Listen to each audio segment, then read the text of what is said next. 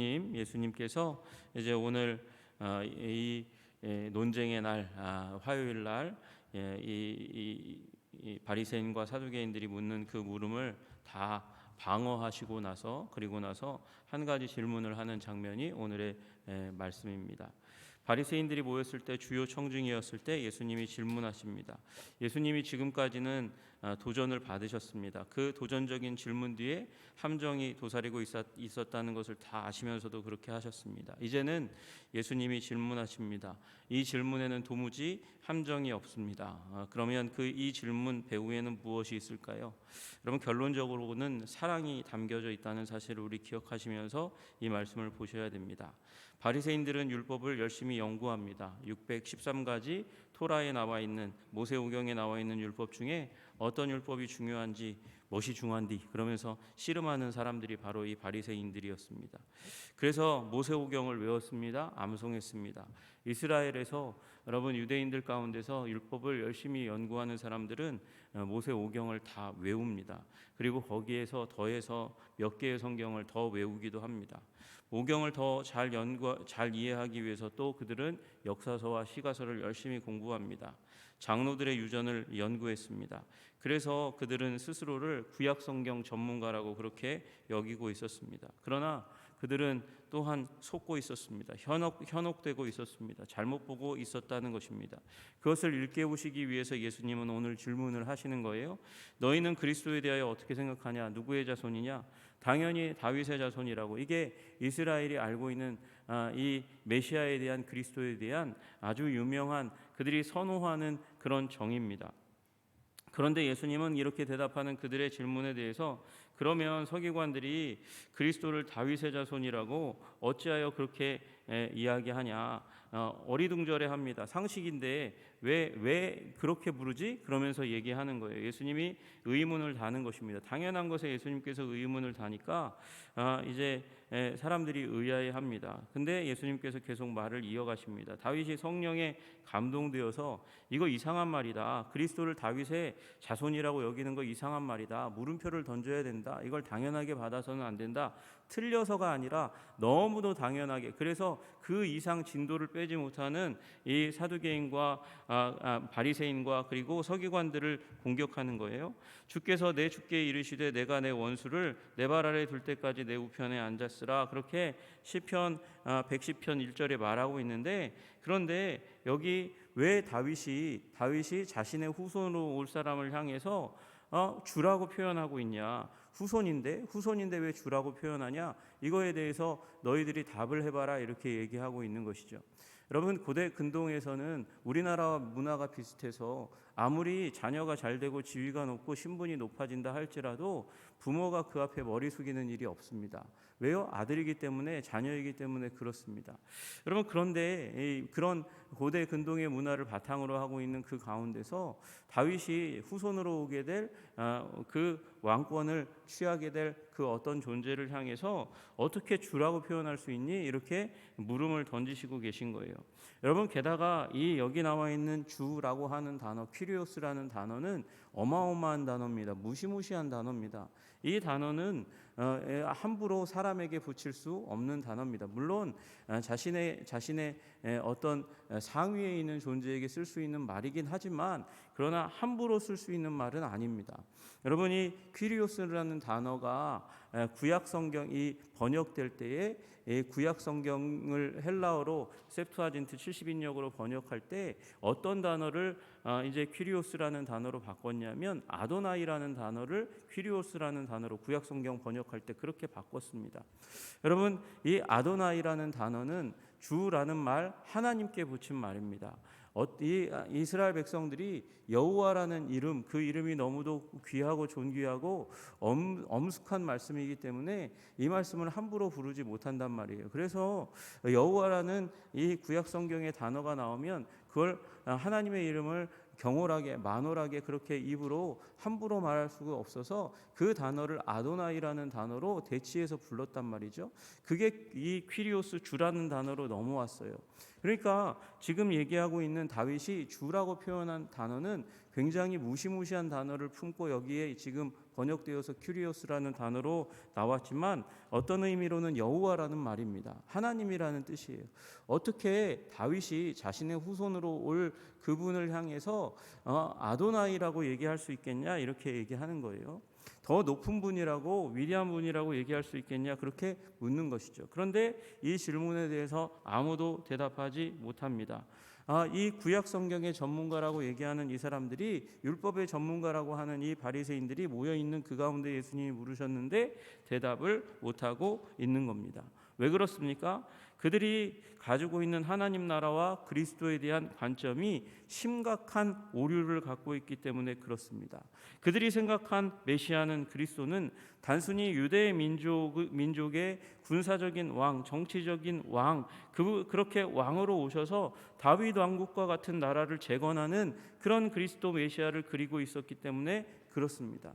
그러니까 그 생각으로는 그 관점으로는 여기 시편 110편 1절의 말씀도 제대로 풀지 못하면서도 자기 자신을 구약 성경의 전문가, 율법의 전문가라고 자처하는 거예요. 그렇게 자처하면서도 제대로 성경을 보고 있지 못하다는 것입니다. 그들은 생각보다 토라의 전문가라고 얘기하지만 무지했습니다. 결코 미스해서는 안 되는 것을 그냥 간과하고 넘어가는 거예요.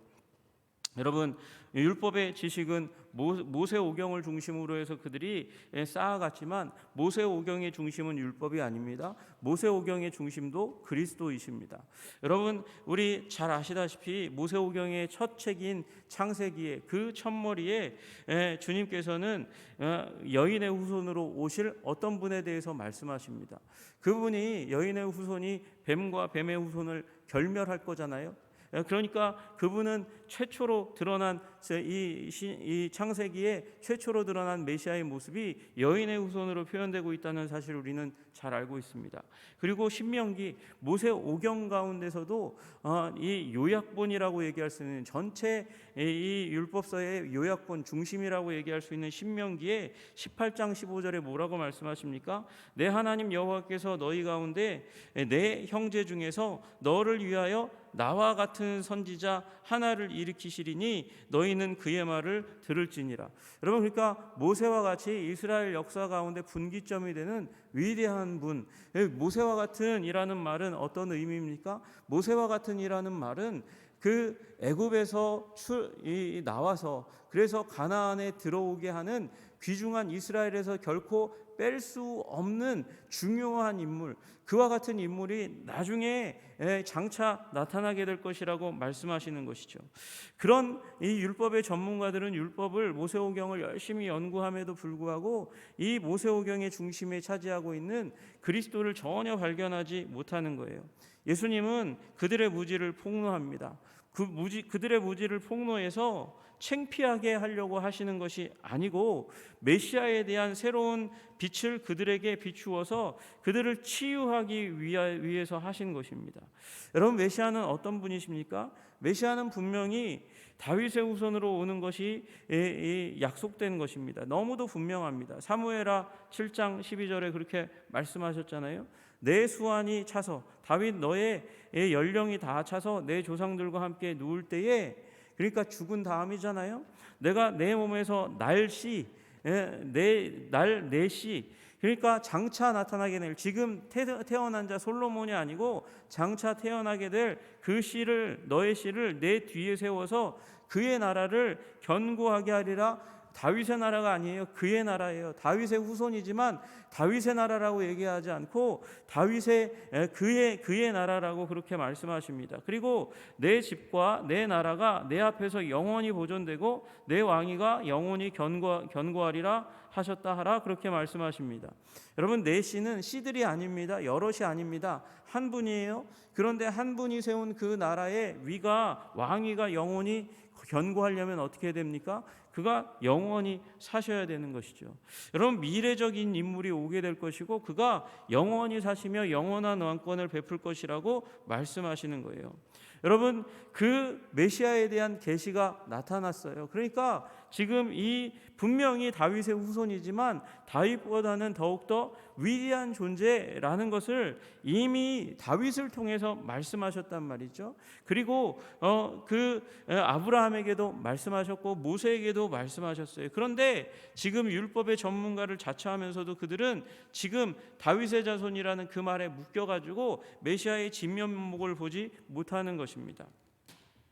여러분, 그분은 또 어떤 분이십니까? 오늘 말씀하신 대로 44절에 말씀하시는 대로 이미 시편 110편에 말씀하신 대로 그분은 영원한 원수를 굴복시키실 분이십니다. 내가 내 원수를 내 발 아래 둘 때까지, 그러니까 원수를 정복하시고 하나님 우편에 앉으실 거예요. 내 우편에 앉아 있으라. 하나님 우편에 앉으실 분. 이게 왕에 대한 그냥 관용적인 표현, 하나님의 통치를 받는 그 관용적인 표현이겠거니 생각해서는 안 되었던 것이죠. 여러분, 그리스도는 이 말씀을 완전히 문자적으로 성취하실 분이었습니다. 그렇죠? 승천하셔서 보좌 우편에 앉으셔서 온 세상을 통치하실 영원한 왕 그리스도를 그들은 성경을 보면서도 깨달아 알지 못하는 것입니다. 다윗의 자손이지만 다윗이 주라 부를 만한 완전히 인간보다는 완전히 다른 어너더 레벨에 있는 분이라는 것을 그들은 성경을 보면서도 깨닫지 못하고 있었고, 그리스도 예수님은 그 그리스도에 대한 새로운 빛을 지금 율법의 전문가라고 하는 바리새인들에게 베풀어 주시면서 그들을 끌어올리시고 계신 거예요. 왜요? 사랑하시니까요. 사랑에 대해서 예수님께서 방금 말씀하셨잖아요. 하나님을 사랑하고 내 이웃을 내 몸과 같이 사랑하는 것, 그것이 율법과 선지자의 강령이라고 말씀하셨잖아요. 그래서 그 말씀을 지금 실천하고 계신 거예요. 아무도 이제는 더 이상 와서 묻지 않고 있는데 예수님께서 물으시면서 율법의 전문가라고 얘기하는 그들의 생각을 깨뜨리시고 그리스도를 더 위대한 존재, 다윗의 후손이지만 더 위대한 존재인 그리스도를 그들의 눈앞에 보여주고 있는 것입니다. 이 말씀을 듣고 사람들이 즐거워했다 그래요. 마가복음 12장 37절에 그렇게 쓰여져 있어요. 다윗이 그리스도를 주라 하였은즉 어찌 그의 자손이 되겠느냐 하시니 많은 사람들이 즐겁게 듣더라. 여러분, 이 많은 사람들이 누구냐? 바리새인 옆에 있었던 사람들이에요. 바리새인들의 무지가 폭로되니까 그들이 얼마나 율법을 모르고 있는지 잘난 체 했는데, 그 잘난 체 하던 바리새인들이 예수님 앞에서 예수님께 어퍼컷 맞는 것을 보니까 너무도 기쁘고 즐거워했다는 것이죠. 여러분, 그러나 이들이 또한 즐거워한 이유는 무엇일까요? 정말 하나님도 기뻐하신 이유가 무엇일까요? 메시아가 어떤 분인지 예수님을 통해서 더 분명하게 드러났기 때문입니다. 다른 차원의 존재라는 것이죠. 인간뿐인 것은 아니라는 것이죠. 인간일 뿐만 아니라 하나님이신 그분이라는 것을 예수님이 드러내 주셨다는 것을 우리는 기억해야 합니다. 여러분, 후손을 향해서 주라고 부를 수는 없으니까 단순히 인간 후손이 아니라 인간 그 다른 더 위에 있는 존재, 메시아적인 존재는 위대한 왕이라고 부를 뿐만 아니라 위대한 왕인 다윗이 주라고 부를 만한 신적인 존재, 하나님적인 존재라는 것을 드러내고 나타난 것입니다. 너희들은 무죄하고 나는 탁월하다는 것을 예수님이 나타내기 위해서 이 말씀을 하신 것이 아니라는 사실을 우리는 다시 한번 기억해야 됩니다. 그들을 사랑하셔서 치유하고 계신 것입니다. 율법에 대한 지식이 그들을 교만하게 했습니다. 그 교만하게 된 바리새인들이 사람들을 힘들게 합니다. 그리고 자기 자신도 망칩니다. 율법에 대한 지식이 영적으로 그들의 내면을 망가뜨리고 있는 거예요. 교만은 뭐라고요? 교만은 패망의 선봉이라는 것이죠. 그 패망의 선봉이라는 사실을 말씀을 외우면서도 그들 스스로가 교만한 존재가 되었고 사람들 위에 군림하고 어디 가서는 그들에게 대접받기를 좋아하고 율법을 모르면 율법에서 멀리 있으면 깔아 뭉개는 자들, 그래서 사람들을 멸망시키는 자들이 되어버리고 말았습니다. 그 이유가 무엇입니까? 그리스도에 대한, 성경에 대한 그 본질을 잘못 알고 있었기 때문에 그런 거죠. 율법에 매여가지고 못하고 사랑을 실천하지 못하고 율법에 매여가지고 그리스도를 보지 못함으로 말미암아 불완전한 지식으로 멸망을 향해 가는 그들, 성경을 달달달달 외우는 열심을 가지고 있었지만 그럼에도 불구하고 하나님의 뜻으로부터는 너무도 멀리 있는 그들을 예수님은 사랑하셨기 때문에 가르치시고 사랑하셨기 때문에 그것을 통해서 치유하신 것입니다. 율법에 대한 관심의 물줄기를 메시아에 대한 관심을 가지도록 그렇게 물길을 틀어가지고 그래서 그들을 이끄시고 계신 것이죠. 분명히 그들은 율법에 탁월한 열심이 있었습니다.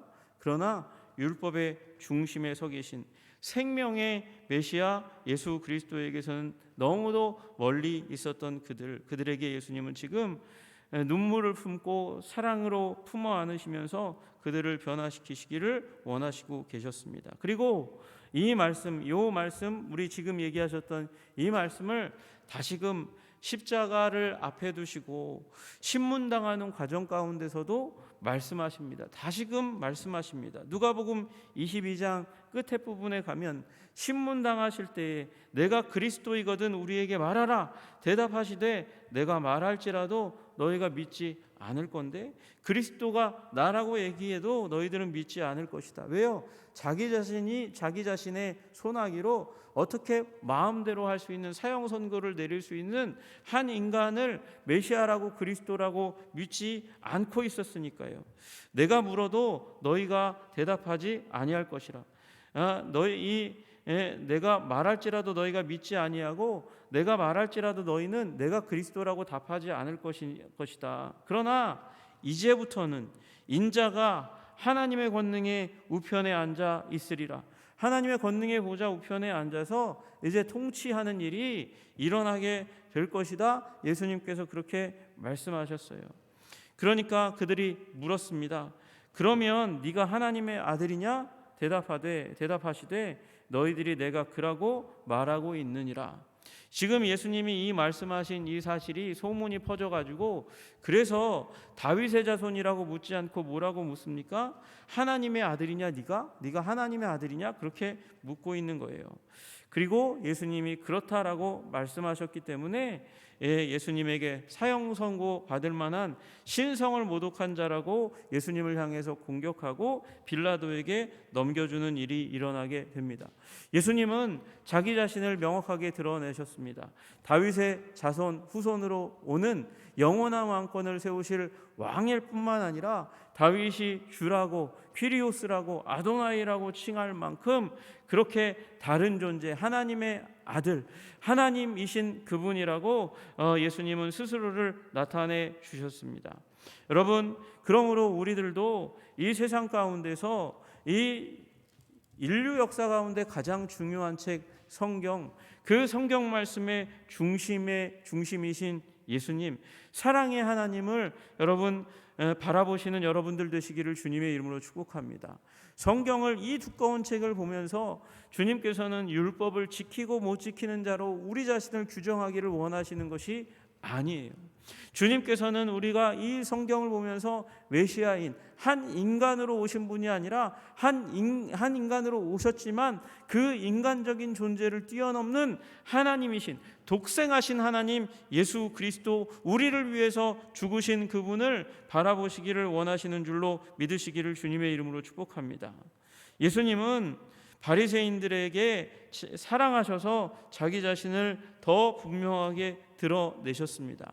분명히 하나님께서 우리를 여러분과 저를 각각 한 사람을 사랑하시는 줄로 믿으시기를 주님의 이름으로 축복합니다.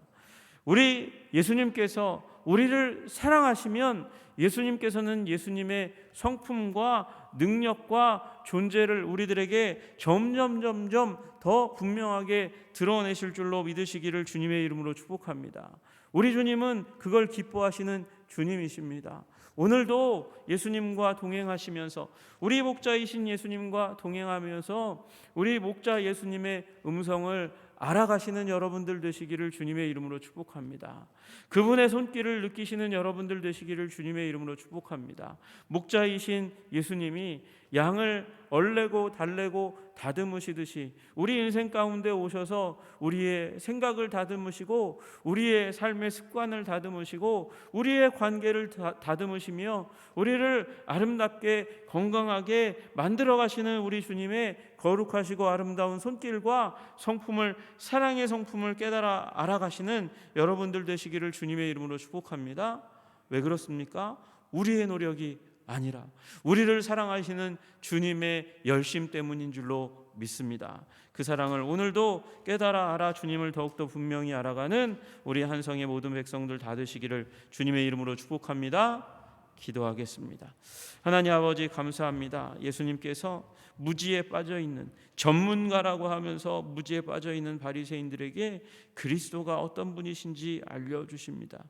다만 다윗의 후손일 뿐만 아니라 하나님이라고 사랑하셔서, 그래서 사랑하셔서 그들에게 그리스도의 존재를 더욱더 분명하고 아름답게 부각시키고 계십니다. 무지를 깨우쳐 치유되기를 원하시고 계셨습니다.